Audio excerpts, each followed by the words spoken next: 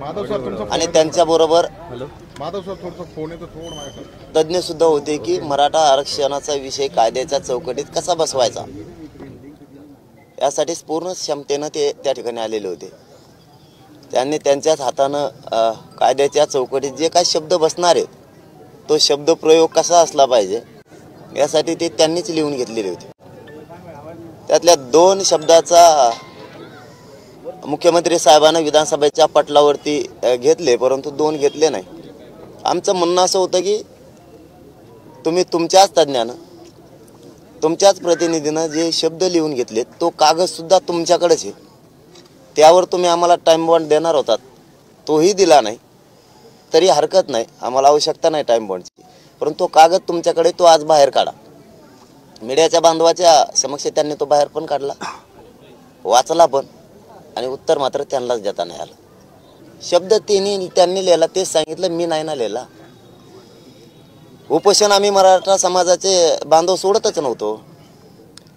शब्द त्यांच्या मंत्रिमंडळानं घेतले, शब्द त्यांच्या तज्ज्ञानं घेतले, आम्ही नाही दिले.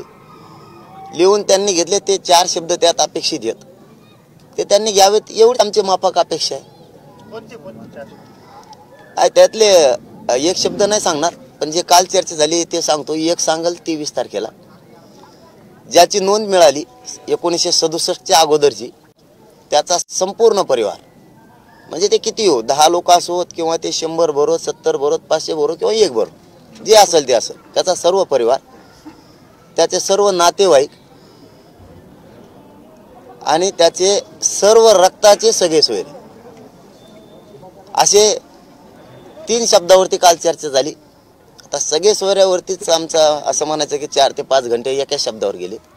ठीक आहे, हरकत नाही. राहिलेली एक शब्द 23 तारखेला तुम्हाला बांधवाला सांगतो.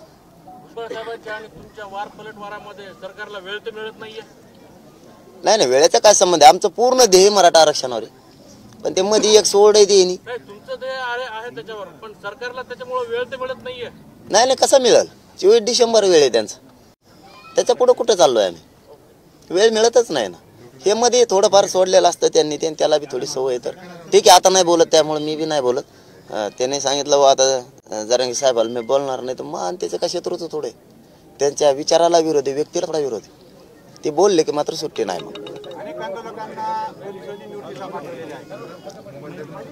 नाही, आता काय असतंय, एखादी एकी नाही खपली, खूप पिढ्यानंतर जर एखादा समुदाय एकत्र आला तर तो तुटल कसा, याचे प्रयत्न कोणताही समुदाय असू द्या, नुसता मराठाच नाही, कोणताही समाज बी असू द्या, हे प्रयोग केले जाते की समाज तुटला पाहिजे, एक नाही आला पाहिजे. आणि नेमकं त्यांच्या विरुद्ध दिशेनं झालंय.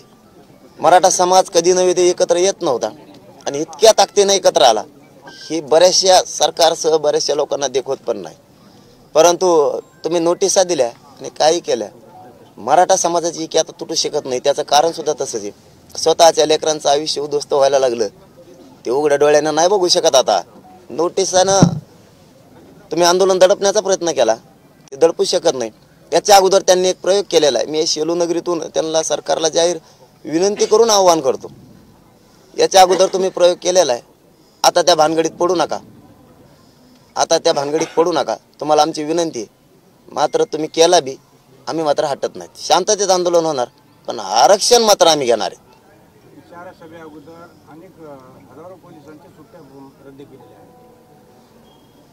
मग चांगलं आहे की, चांगलं आहे, उलट त्यात काय विशेष आहे? त्याच्यावर टाइमच नाही भेटला त्यांना बी ना आम्हाला बी, दोघाला म्हणतो काय. आता ते 2 दिवसात घेऊ म्हणले होते, 2 महिने झाले, 1 महिन्याचा 1 दिवस आहे त्यांचा.